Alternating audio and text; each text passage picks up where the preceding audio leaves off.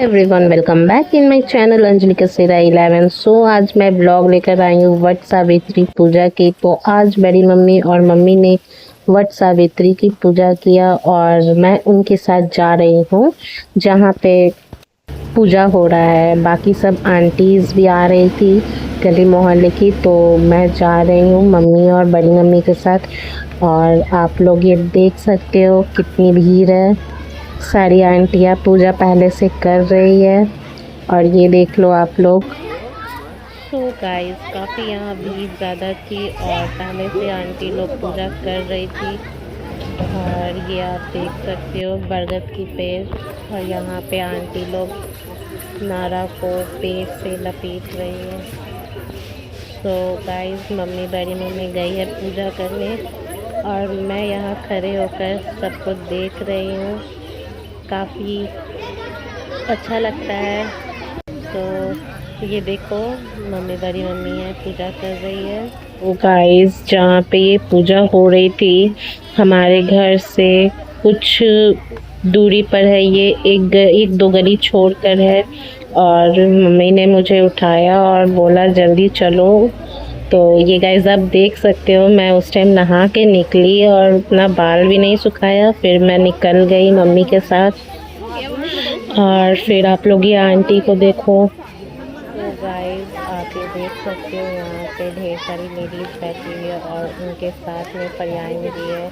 जो दान वगैरह किया जाता है वहाँ पे वो लेडीज़ लोग कर रही है और परियां जी वहाँ पे कथा सुना रही है वट सावित्री पूजा की। और यहाँ बड़ी मम्मी एक दूसरे को सिंदूर लगा रही है। तो गाइस फिर यहाँ बड़ी मम्मी मेरे के दोनों पूजा की और यहाँ नारा को बांधा और उसके बाद पेड़ के चारों चक्कर लगाए।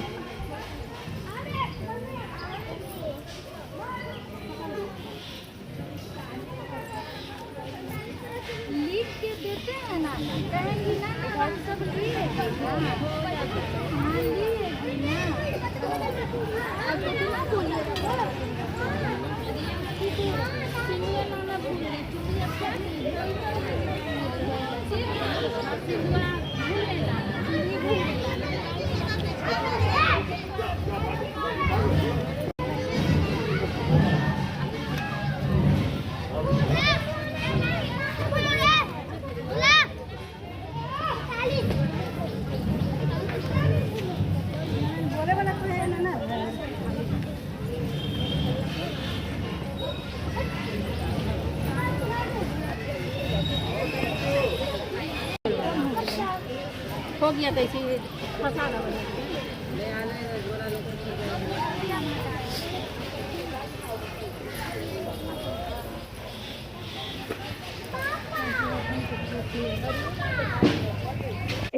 देन गाइस फिर पूजा हो जाने के बाद यहाँ बड़ी मम्मी आ गई परियां जी के पास और परियां जी ने मम्मी को सिंदूर लगाया और फिर बड़ी मम्मी को सिंदूर लगाया। उसके बाद यहाँ पे तब तक और लेडीज आ रही थी, तब तक ये तीनों बैठ के बात कर रही थी।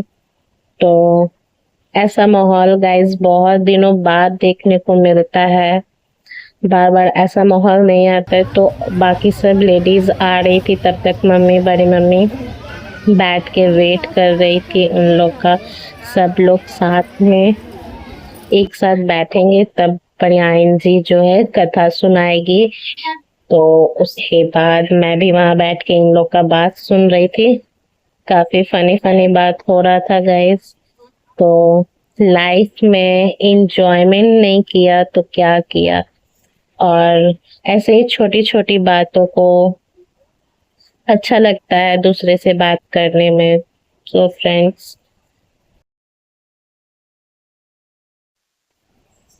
फ्रेंड्स ये आप देख सकते हो ये छोटी बच्ची आकर परियां जी का पैर छू रही है और परियां जी ने उसको आशीर्वाद दिया। और अब कुछ देर में अब कथा स्टार्ट हो जाएगा और सब आंटीज भी आ चुकी है। और ये आप देखो धीरे धीरे सब आंटी आ रही है, बैठ रही है।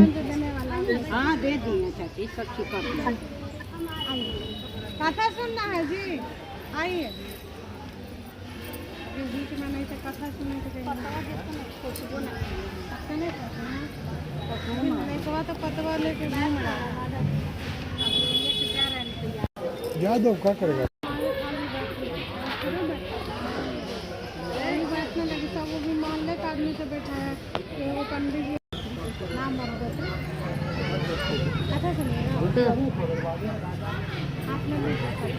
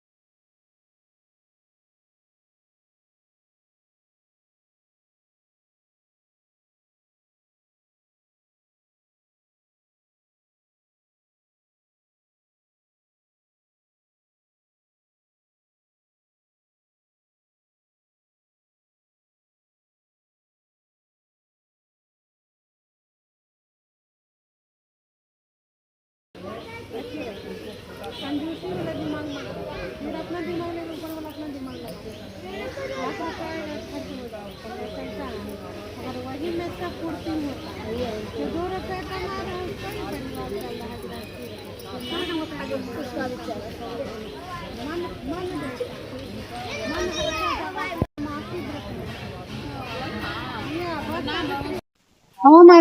मन कृष्ण पक्ष थे माथे के कुछ बच्चा मंगल के थे बट सावित्री व्रत अपना अपना काम अवगत अहिंसा गलत करते मुझे हाथ में रखे रहे।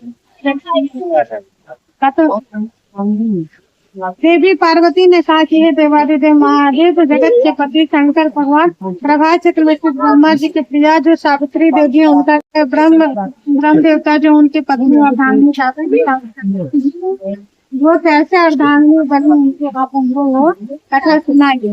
तो शंकर भगवान ने कहा कि हे महादेवी प्रभास क्षेत्र में सावित्री का साधारण चरित्र को मैं तुमसे कहता हूँ। महेश्वरी सावित्री स्थल नामक स्थान में राजकन्या सावित्री ने जिस प्रकार से उत्तम बड़ी व्रत का पालन किया मैं तुमसे कहता हूँ।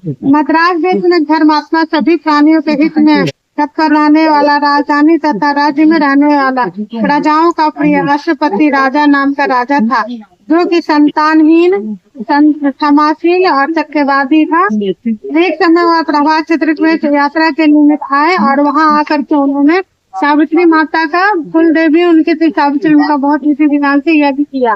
उनके प्रसन्नता होकर के सावित्री देवी उनके यहाँ पति के यहाँ साक्षात सावित्री देवी वहाँ पर उनके पुत्री के रूप में जन्म ली। शरीर धारण लगी इसको देखते देखते बड़ा जिसके नितंब भाव सुंदर और इसे सुवर्ण की प्रतिमा के समान वो दिखाई देती थी। लोग उसे देखकर यही समझते थे कि कोई देव कन्या है। कमल के समान विशाल नेत्रों वाली एवं तेज से अग्नि के समान प्रज्वलित होती हुई सावित्री महर्षि भृगु द्वारा कही सावित्री का व्रत करने लगे। वह सावित्री माता प्रसन्न हुई, उनके प्रशंसा से सभी पुत्री को प्राप्त हुई और वो साक्षात देवी उनकी सावित्री माता ही उनसे उत्पन्न हुई और वो देखने में भी सावित्री देव कन्या सुनने लगे थे। आरंभ से सुंदर वर्ण वाले उपवास करके तीर्थ स्नान की हुई सावित्री देवता की प्रतिमा के पास जाकर हवन करके ब्राह्मणों का स्वास्थ्य वाचन करके राजा के पास जाकर के खड़ी हो गए। उनके रूप को देख करके राजा सपति बोले कि हे प्रीति, तुम्हें इतने गुणवान है कि तुम्हें मुझसे कोई मांगने भी नहीं आता है, और तुम्हारे अनुरूप मैं पृथ्वी लोक में सभी जगह देख करके आया, तुम्हारे अनुरूप मुझे कोई भी ऐसा वर प्रतीत नहीं हो रहा जिसको मैं तुम्हें सौंप सकूं। इसलिए तुम ऐसा काम करो, अपने लिए खुद वर जा करके ढूंढ करके ले आओ, जिससे मेरा उसमें मान रहे और देवताओं के समय पास मेरा उसमें अपमान नहीं। वो जो इसीलिए मैं तुमको भेज रहा हूँ, वो मंत्रियों के साथ गए और प्रभात क्षेत्र में जाकर के देखा, वो जाकर के सो गाइस यहाँ कथा चल रही है और मैं यहाँ बैठ के सबकी बातें सुन रही हूँ, कथा सुन रही हूँ। तो आप लोग देखिए ब्लॉग। ब्राह्मण एक ही बार बोलता है, राजा एक बार बोलता है और कन्या भी एक ही बार दिए जाते हैं। मैंने जिसको वरण कर लिया उसी से मैं विवाह करूंगी, अन्यथा मैं विवाह नहीं करूंगी। राजा उनके जिद के हट जाके नतमस्तक हुए और उनका विवाह सत्यवान के साथ कर राजा नारद जी की यह बात हमेशा सावित्री के मन में हमेशा विचार करते रहते थे कि आज एक वर्ष मेरे पति की आयु निश्चित मृत्यु है। यह सब किसी को पता नहीं था आश्रम में, मगर उनको ही ज्ञात था। निश्चय करने के वाणी होता शिव जी के कहते हैं कुछ समय व्यतीत हुए और तब उन्होंने यह दिन गिनना शुरू किया कि आज के बाद सावित्री नारद को मरण की स्थिति पर गिनती हुई। उन्होंने